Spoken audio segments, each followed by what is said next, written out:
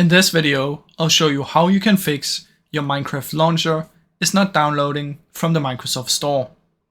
Now the first thing we want to try is come here and search for Microsoft Store. Right click on it and go to App Settings. In here you want to click Terminate. After that press Repair, and after that press Reset. Now after you've done that, you want to come here and search for Storage. Open up your storage settings. Go to your temporary files right here. Open up this one and let it load for a little bit. And then you want to wait for it to be done, and then we want to select everything in here. So select all, and then you want to remove the files. After that, I suggest you go down here and you search for time.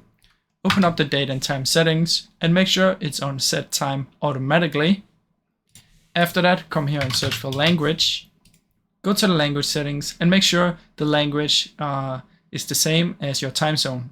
So if you have an English time zone, make sure the language is English.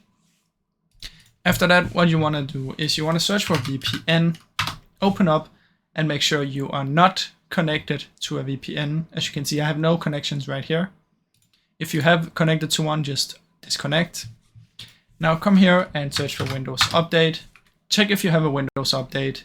If you have one, just take it. If you don't, then you don't need to do this. And the last option I suggest you try is open up your Microsoft Store. And from in here, what you want to do is click on your icon here and then log out and then log in again. So simply log in and log out and log in of your account and then see if it works now. Now, I really hope you enjoyed this video.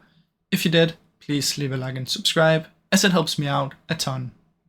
Thank you so much for watching.